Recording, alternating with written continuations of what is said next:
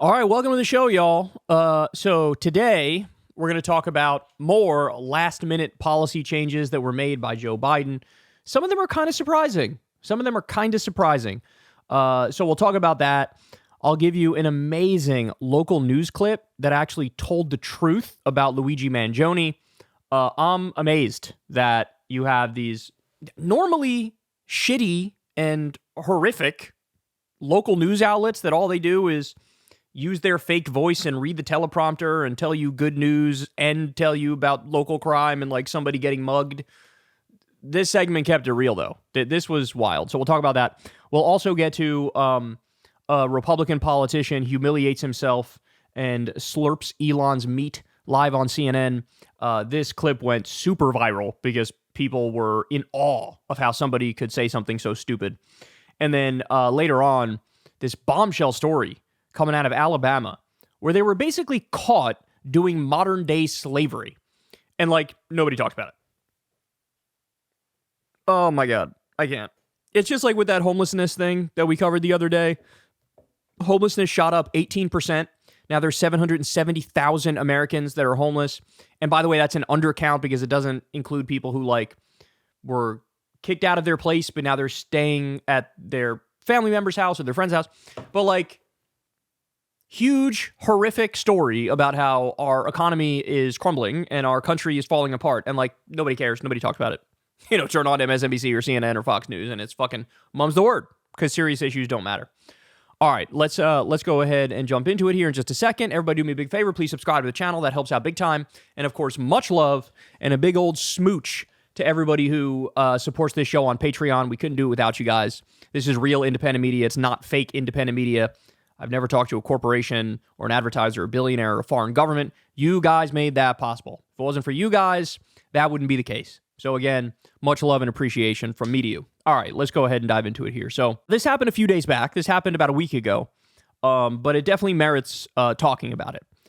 Biden officially decided to commute most federal death sentences. Just so we're clear, pardon means, hey, we're like wiping it off the books completely and you're free to go. So whatever crime you committed, wrong, you didn't commit a crime, by all means, go right ahead and live your life. That's what a pardon is. And a lot on the right are sort of lying about what Biden did here by pretending like it was a pardon. In fact, Trump himself tweeted about this and said that Joe Biden pardoned these people on death row. That is not true. He did not pardon them. He commuted their sentences. So what does that mean? It means of the people that were on federal death row, it was 37 of the 40 people on federal death row got their sentence commuted to life in prison without the possibility of parole.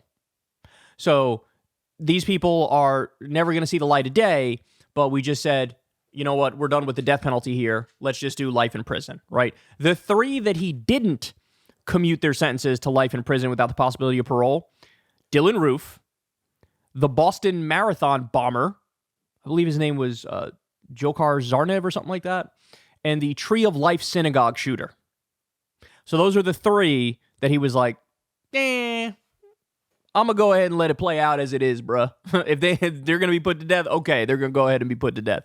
But the rest of them decided to commute their sentence. So first of all, I'm curious what all you guys think about this because my thoughts on the death penalty have always been as follows.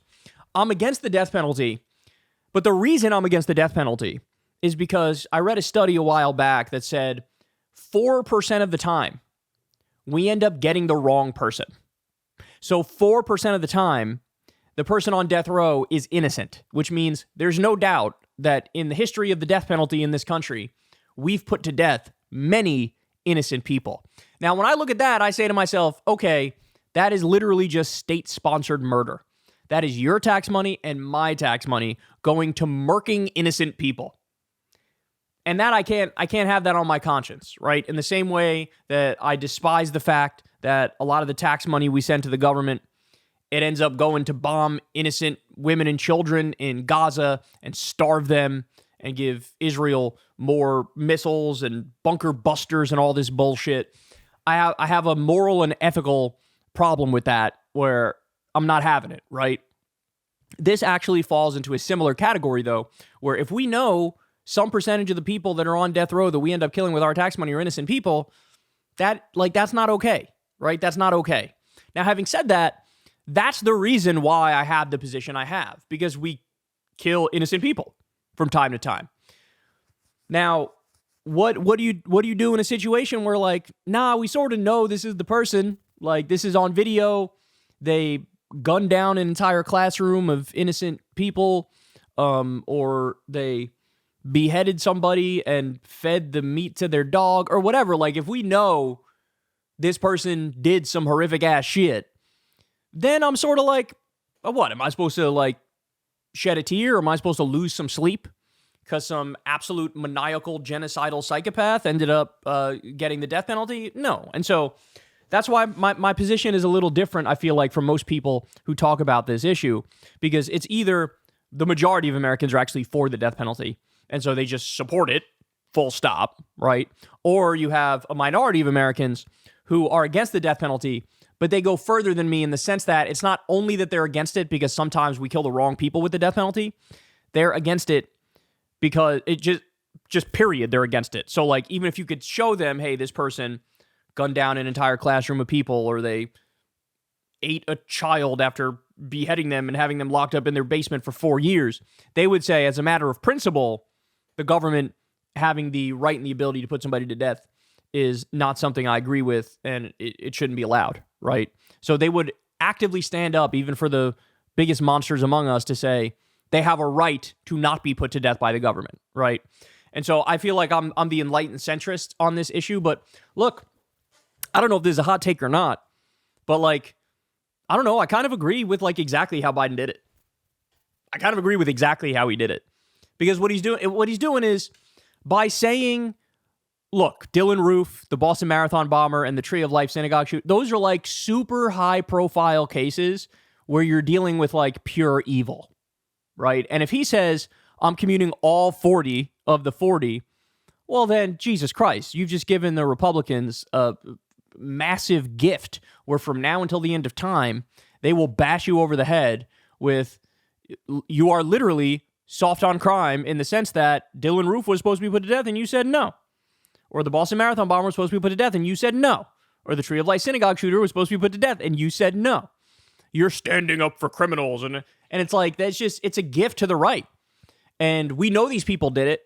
It's not an open question. It's not like there's a small chance we got the wrong person. No, we got the right person, right? So I don't know if he did it just to avoid a political headache, or I don't know if he did it because he looked at the cases and said, these are so horrific that I just, philosophically, I'm okay with them dying, right? I don't know how he came to that position, but like the way he did this, I sort of agree with. Like, I like that most of them, he was like, okay, you're life in prison now without the possibility of parole. And then the others, these ones that it would be a colossal scandal if he commuted them, or excuse me, if he commuted them. He's like, I'm not doing it for these three. So I actually agree with how he did it here. I'm curious what you guys think, but we're just getting started with these like last minute things that Biden is doing. And by the way, long term, like we really do. These are all federal death row people, but at the state level, there's still some states that have the death penalty and do the death penalty. And like, we really need to get to the point where it is a national law that we're done with the death penalty. With the list of countries that still do it, it is not a good list. And we're on the list with some unsavory characters with the death penalty. And you guys know there's been a whole problem where the way they used to do the death penalty was with this 3-drug cocktail, and the pharmaceutical company that made that drug cocktail stopped making it because they said, we don't want our drugs to be used for the death penalty. And so you've had states sort of scrambling to find other ways to kill people. And they've tried all these different things, and some of them have been a horrific failure where people, they go to put them to death and they're like foaming at the mouth and seizing and they don't die, and then they have to call off the execution and try it again. And it's been really bad, right? It's been really bad in terms of, finding a way to do it, which is acceptable. And then look, people would say, I would say too, if you're going to have it, you might as well just do the firing squad, because at least then it's over quickly. But the reason we don't do the firing squad is because I think people like to lie to themselves about what we're actually doing when the death penalty is invoked. They're actually murdering somebody, right?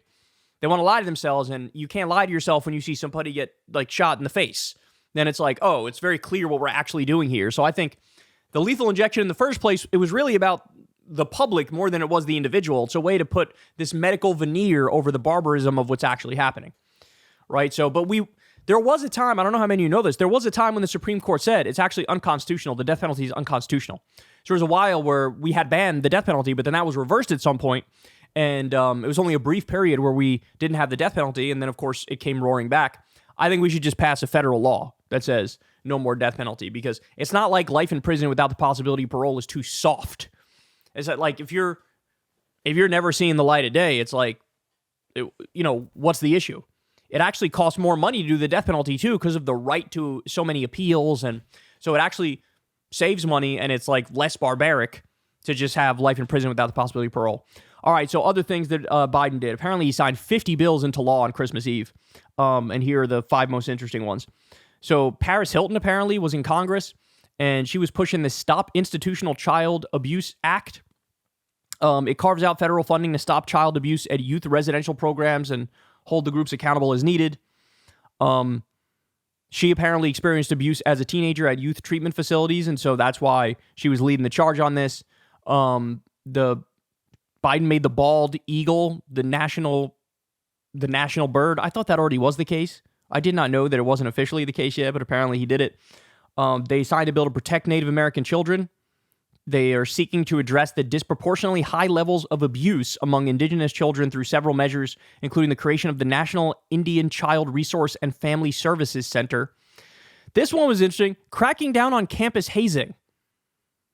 Yeah, I'm sure all you know, if you're like a member of a fraternity, they do some creepy ass shit to you, bro. They make you do some wild shit, which is like, don't do that. I've had friends who were in frats and they tell me horror stories, and so apparently they're doing a federal anti-hazing law because there's been instances where hazing goes wrong. In fact, I would argue it's probably always wrong, but it goes really wrong and somebody ends up dying. And so there's a Stop Campus Hazing Act he did. And then here we go. This one's fascinating too. Menendez-fueled anti-corruption push. A jury finding Senator Bob Menendez guilty of bribery and other charges in July garnered fresh interest in an existing bill to end taxpayer-funded pensions for members of Congress convicted of a crime related to public corruption. Before Biden approved the bill, called the No Congressionally Obligated Recurring Revenue Used as Pensions to Incarcerated Officials Now Act, or the No Corruption Act. I hate it when they try to do those acronyms and they got to stretch it out and make it weird. Federal law allowed such members of Congress to collect their pensions up until the exhaustion of all appeals of their conviction. So in other words, what Biden did is he made it so that when you get that first guilty conviction, your pension is gone, right? Your pension is gone. It used to be the case that Menendez will appeal, he'll go up the court system, and you can't take away his pension until he exhausts all appeals and, whatever, potentially gets to the Supreme Court. This is, no, you got one conviction, your pension's done. It's gone. And I agree with that too, by the way. I mean, if for whatever reason they overturn it at the Supreme Court level, then he'll probably have the right to the pension again. But I don't know. I don't think they're gonna. This guy was like comically corrupt. Literally had like gold bars in his jacket. He was accepting luxury cars from, what was it, the government of Egypt, was it? I forget the exact. I think it was Egypt. Just cartoonish corruption. And so they're basically taking away Menendez's pension, which is definitely based. So these are some like last minute things that Biden did. You guys can comment below about what you think of the death penalty thing is the thing I'm most interested in, right? What do you make of the death penalty move? I actually totally agree with how Biden did this. The way Biden did it, it makes perfect sense to me. And if I was in his shoes, I probably would have done the same shit. Curious what you guys think about that. Put it below. And then if there's any of the other bills that you saw that you were interested in, tell me what you think of them, which one was the best one, etc. Hey y'all, do me a favor and like and subscribe. It helps out big time in the algorithm. Click the bell as well for notifications when videos drop, and watch that video on screen right now. You know you want to.